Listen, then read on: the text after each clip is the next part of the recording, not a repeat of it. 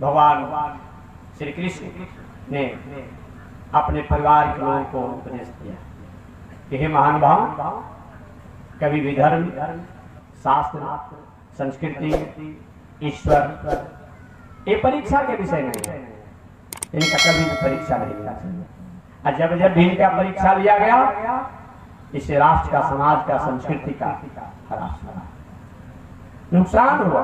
अतः परीक्षा के विषय नहीं है।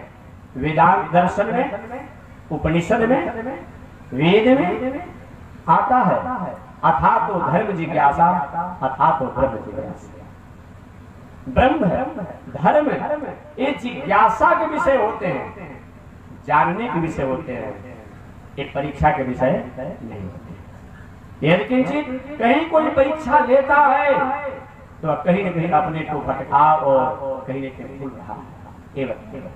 भगवान ने बहुत कुछ समझाया, लेकिन उनके परिवार के लोगों ने नहीं मानी। एक दिन उन लोगों ने संत, शास्त्र और ईश्वर की परीक्षा लेना चाहा। कल मैंने एक निवेदन किया था हल्का आपके सामने। एक भावी होता है, एक हर इच्छा भावी होता है। भावी को पूजा पाठ, यज्ञ, दान, तीर्थ, व्रत के द्वारा संशोधन किया जा सकता है। भावी को, प्रारब्ध को, ब्रह्मा द्वारा जो भावी है उसको कुछ न कुछ संशोधन किया जा सकता है। इसका उदाहरण मैंने बताया तो भूत भावन शंकर जी कल मैंने विस्तार से बताया था कि जब बार बार सती जी को समझा रहे थे कि देवी जी तुम्हें अपने आप अपने बाप के जग में जाना उपयुक्त नहीं होगा, क्योंकि तुम्हारे पिता ने, भले तुम्हारे पिता तुमको मानते थे, लेकिन मेरे कारण तुमसे बैर हो गया। तुम जाओगे तुम्हारा कल्याण नहीं होगा, तुम्हारा हित नहीं होगा। कितना भी बाबा भूत भावन समझाए, लेकिन सती नहीं माने। बाबा ने विचार की क्या बात है भाई, मेरे कहने से देवता लोग मान जाते हैं, दैत्य भी मान जाते हैं, अपने आप में ऋषि भी मान जाते हैं, आज मेरी पत्नी ही मेरी बात नहीं सुन रही है। बाबा ने ध्यान किया, जो भी है ध्यान किए, तो ध्यान किए तो हुआ कि सो भावी मिटा हूं त्रिपुरारी।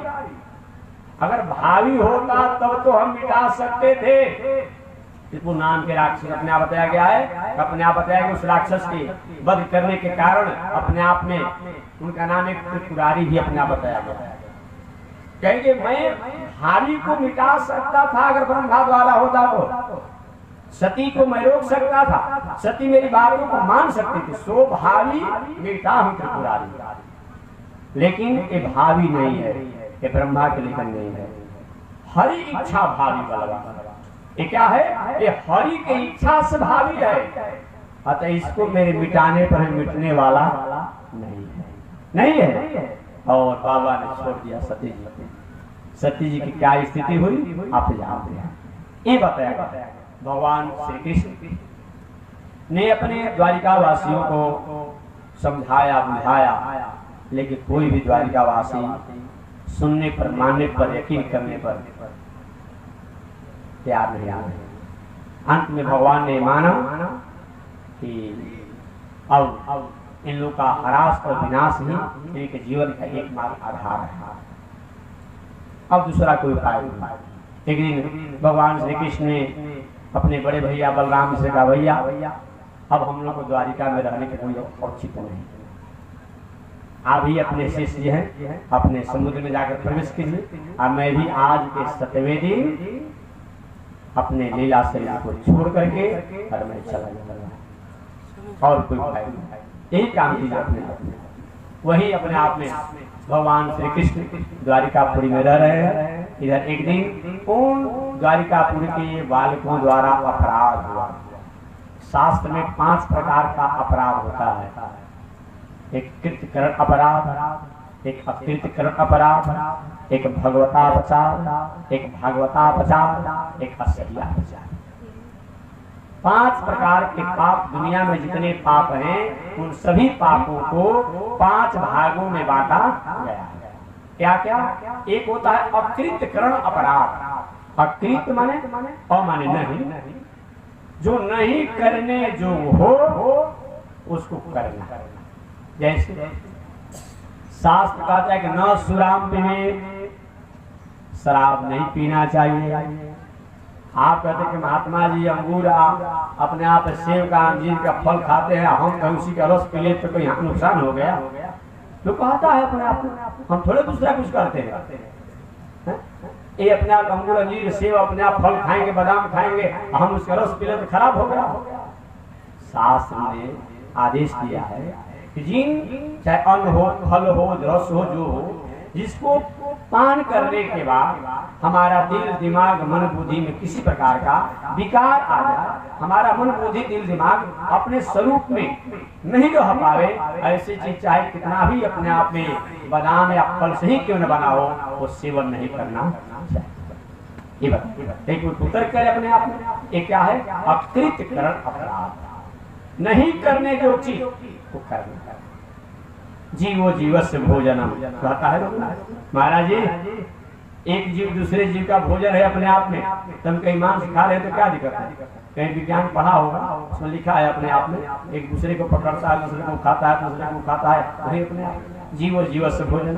ठीक बात है, आपकी बातों को मैं नकार नहीं रहा हूँ, लेकिन जीवो जीवस्य भोजनम जहाँ लिखा हुआ है एक जीव दूसरे जीव का भोजन है, तो चावल में, दाल में, सब्जी में जो कुछ जो उसमें भी जीव होता है, दूध में, दही में, घी में, फल में, फूल में, उसमें भी तो अपने आप जीव होता है। वही जीव को आपको अधिकार है, उसमें जीव नहीं है। रोटी को नाली में फेंक दीजिए ना, अब 5 दिन के बाद उसमें कीटाणु निकलने लगता है। भात को छोड़ दीजिए ना, 5 दिन के बाद उसमें पिलुआ हो जाता है। फल को छोड़ दीजिए ना, उसे पिलुआ हो जाता है। दूध को छोड़ दीजिए ना, दही को छोड़ दीजिए। बताना क्या है? आप कहीं आपके पास दूरबीन हो, आज के पढ़ाने वाला स्कूल में, उस देखिए अपने आप दही में कितना कीटाणु होता है। तो वही जीव तक हमारे लिए ग्राह्य है, इन जीवों के लिए हमारे लिए ग्राह्य नहीं। ठीक है, आपने जाना है कि जीवो जीवस्य भोजनम, लेकिन वही जीव जो चावल में, दाल में, फल में, फूल में, अपने आप में, ये जो जीव है उसी को स्वीकार कर दूध में, दही में, यही हमारा अधिकार है। उन जीवों पर हमारा अधिकार नहीं बनता है, ये बताया। अन्यथा मैं निवेदन कर, वही व्यक्ति मांस का अपने आप बताया गया, उसके लिए बनाया गया जो जीभ निकाल करके पानी पीता है। बात समझ गए?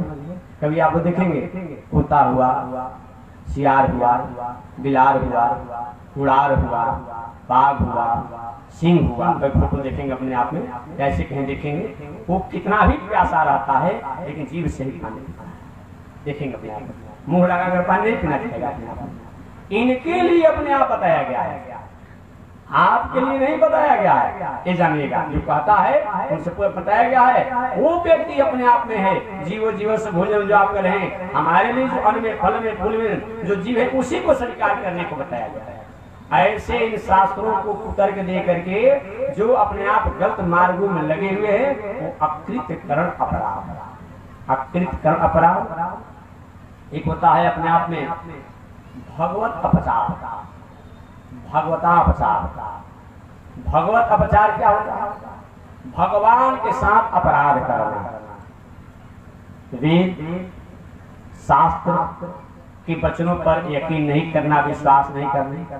कहते महाराज ये तो किसी अपने आप में किसी विद्वानों द्वारा किसी काल में लिख दिया गया, क्यों हम मानेंगे? आज के आधुनिक दार्शनिक द्वारा जो लॉ कंडीशन कानून बनाया गया, उसको वो भी तो कलमे स्याही से लिखा गया है, वो भी तो किसी व्यक्ति द्वारा ही लिखा गया है, उसको आप मानने पर तैयार हैं? अरे आधुनिक समय के कोई अपने आप को कवि है, कोई विद्वान है, उसने किसी प्रकार की किताबों का रचना किया, वो कहीं स्कूल में चल रहा है, कोई कहे भैया हम मानते तो हैं, लेकिन अमुक व्यक्ति द्वारा लिखा हुआ किताब है, कलम स्याही से लिखा गया है, हम इसको नहीं मानेंगे। क्या परीक्षा दे पाएंगे? सरकार ने मान्यता दे दिया, तब उसके अनुसार ही तो पढ़ाई होती है। उसी अब समान व्यक्ति द्वारा लिखा गया पुस्तकों को तो अपने आप में प्रश्न पत्र बनता है अपने आप में, और उसी का उत्तर दिया जाता है, यह मान्य हो जाएगा। अरे आधुनिक युग में अपने आप में कुछ विचारकों ने, दार्शनिकों ने देश को चलाने के लिए अपने आप में एक अपना आर्टिकल, एक लॉ, एक कानून, एक कंडीशन को अपने आप में एक किताबों में लिखा। आज उसी के शेड्यूल से हम चलते हैं। कोई कहे भाई हम नहीं मानते, ऐसा होगा? ये मानेंगे, वो नहीं मानेंगे अपने आप में, नहीं माने किसी को मानिए तब न होगा अपने आप में। इसीलिए बताया गया है उसमें भी अपने आप में दिवि चक्षुरादतं तद विप्रासो विपन्वयो जागेवान सस्मिन्दते विष्णुर्यत् परमं पदं पर्याप्तानन्तराय सर्वस्तमोदिरातं मूर्तं महर्भवति सर्वस्याप्ते सर्वसजेते सर्वमेव तनाप्नोति सर्वं जयति।